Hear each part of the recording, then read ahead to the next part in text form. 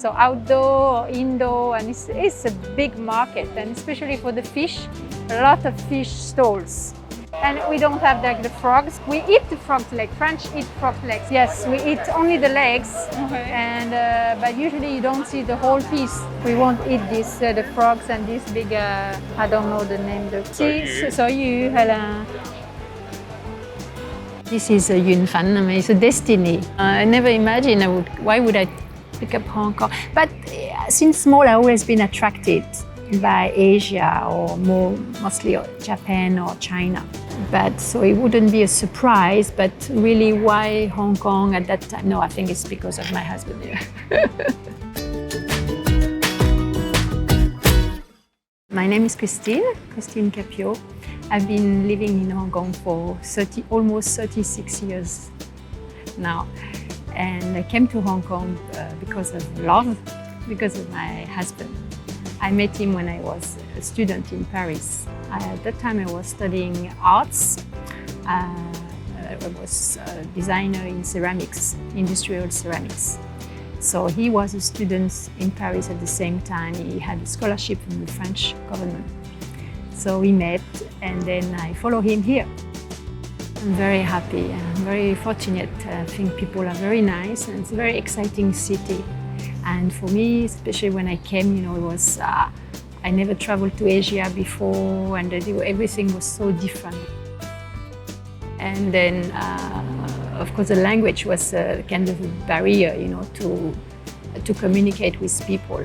I'm French, and my English was not very good, and I wanted to learn Cantonese and have to perfect my English, so have to pick up a lot of things. But when you are young, interested in you want to integrate, and it was nice to discover a new culture. Yeah, I will buy the pickled mustard from her. I would buy some salted egg, pan, or say the other one, pei pan, the 1,000 years egg. This the lam yu, the hong sek, we do for some special dishes. And of course, I buy some dried chang yu, the octopus. It's all very tasty for the soup. So everything was so different, the weather, and then how people behave, like Hong Kong people, they are so fast, so efficient. I first arrived, remember, first was very hot, and then take the lift to go to my husband's family's place, and then you push the button and get in, and immediately people pressing the button to close the door. The first time in my life, I say, oh, I didn't know there was such a button, to press so people are very, very fast, and there's many aspects of Chinese culture and French cultures have similarities, but they both have good food, they love food, but other aspects, the Chinese people are maybe more superstitious or more respectful of the families. And superstitious, I am talking because when we wanted to get married, we went to register, we had to choose a day for a wedding. And then people ask us to choose a date. And for us, we just said, oh, doesn't matter. So it sounds very strange because usually Chinese will pick up a very auspicious date. Yeah, things about the traditions, maybe more. They like family reunions, to be united, to have this big dinner before festivities, before festival. And festival like Chinese New Year can last for 1 week or 10 days. This book has been published, my first book of the Gweimui series, in 2016, so 6 years ago. Actually, I wrote for myself, or more like a record, like for my family or my son, because we seldom, I think, take time to talk about our past to our children, So I started, how do I met my husband, why I came here, and so I explain it all in a book. In short stories, and then I realized actually it's all these kind of questions that people were asking me all the time, I think I nearly need so we considered publishing it, and then we decided to give the royalties to charities, to NGOs, because these past years have been helping different NGOs.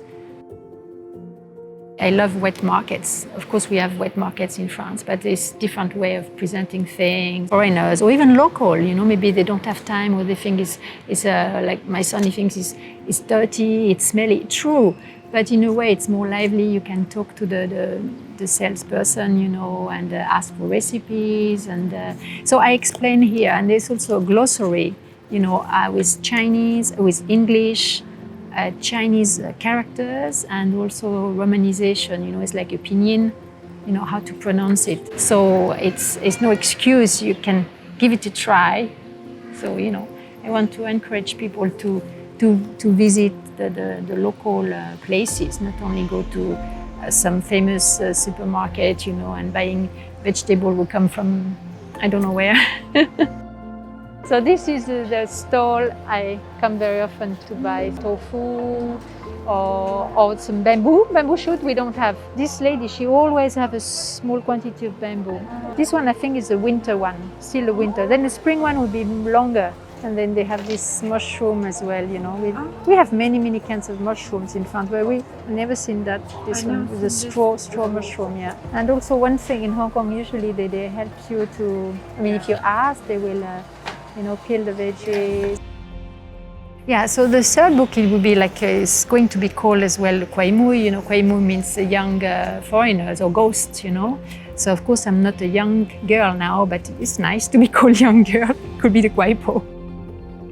So I'm talking about COVID in the third book, but these light stories and kind of funny stories or things change my life. But this positive way of looking at things, because actually there's lots of positive things happen. Like I couldn't go out or help or do this or that, so I stay home and I tend to focus on drawing. And did a challenge, 100-day challenge to draw every day and make some illustration about COVID. Because of course I was deeply influenced like everybody else about the environment, about the news. I think it's an inclusive city. When people it's easy to get around and to be accepted. And but one thing is certain, that in every country, if you speak the language, people are even more friendly with you. As soon as you speak, of course you can speak in English, but sometimes you have a barrier. Some people don't like or they're not very fluent. So if you speak, then immediately you open the door and you have more contacts with local peoples. 仔仔唔喺度啊，今日放假。翻咗去湊仔咯。佢有 BB 啊？係啊，我先仔4個月啦。哦，恭喜啊 ！I would say always something to discover, because I'm not perfect. I can speak Cantonese, but I'm not. I still have a long way. To learn to be perfect. So it's amazing. I've been here for 36 years, but I'm still discovering things or learning things, which is exciting. Maybe it's bad, say, 36 years, she doesn't know that, she should know better. But in a way, you always feel like, always something new, or maybe it's, it could be a word, or it could be something, or another way of cooking it, or... 喺度啊 OK 唔該晒 拜拜下次見